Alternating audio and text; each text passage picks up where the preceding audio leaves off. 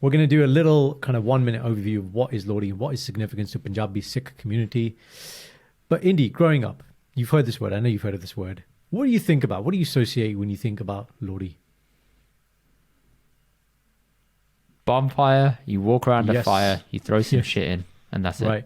And boys being born, yeah? That's all we know. Parties and fire. Yeah, boss, that's it. Bas, that's basically, isn't it? Right, cool. So guys, Lohri basically is signifying, was supposed to signify back in India and Punjab, all these areas, the changing of seasons. So that's the first thing. It's a time when you're going from one season to another season. Now, when you're in the UK, it doesn't feel like this until, like March time.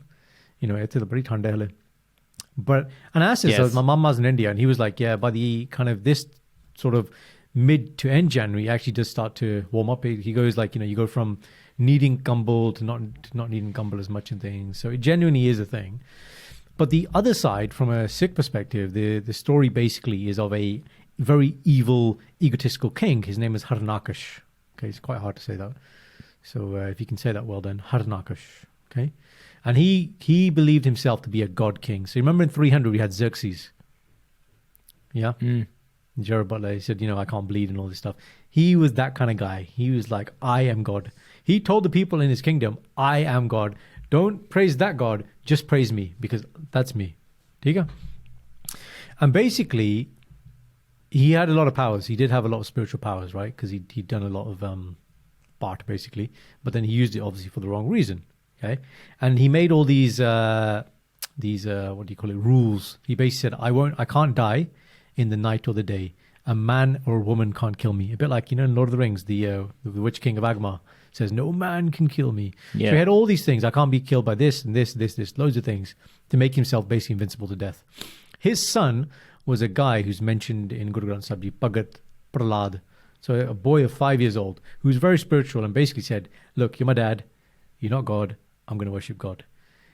Right? And basically the problem with that was everybody around him, his advisor was like, look, yeah, if your son isn't listening to you, how do you expect everyone else to listen to you? If he isn't scared of you, then everyone else is going to fall out of line. So you need to sort him out. So he tried and he gave him things to bribe his son, but then he got twisted. Then he just basically started trying to kill his son. So his sister, Harnakash's sister, again, had some spiritual powers. And she had the power that if she sat in fire, as in she could sit in a fire and not burn. Okay? So kind of like, the perfect witch, let's say. So what they thought of was, what we'll do is, she said, you take my son. So that would be his pua, no? It's always the pua, man. So he said, the pua, take Bhagat Prahlad and sit with him in your godi and then put a fire on. Okay, because you're not going to burn. So as he sat with her in the godi with the fire, he was doing his part and nothing happened to him. God protected him. Okay. Whereas the pua then continued to burn. And they say the only time she stopped burning was Holi, and that's why they celebrate Holi. They're throwing the color to say this person, the sister, is now out. The fire is out. Okay, so that's what Holi signifies. We're not going to get into Holi, right? And then in the end, basically, in the end of the story, God himself came down in the form of what we call Nar Singh. That was the name. Half man, half lion. Not in the night, not in the day. And so all the things he had said, he came down and he slayed Harnakash. That is the reason why we celebrate Lohri. We're celebrating the innocence of children, boys and girls. Not just boys. I think there has been a trend in the recent, I don't know how many years, but again, we thought that growing up, Lohri was about celebrating boys being born. It's about children being born, girls and boys. So that is Lohri. So is there a mixing here of culture and religion? Because it sounds Absolutely. like it. Absolutely. In the same way we have that in the Punjab and Punjabiism and Sikhi, there's a bit of interplay. So you have multiple reasons for the same thing. Yeah.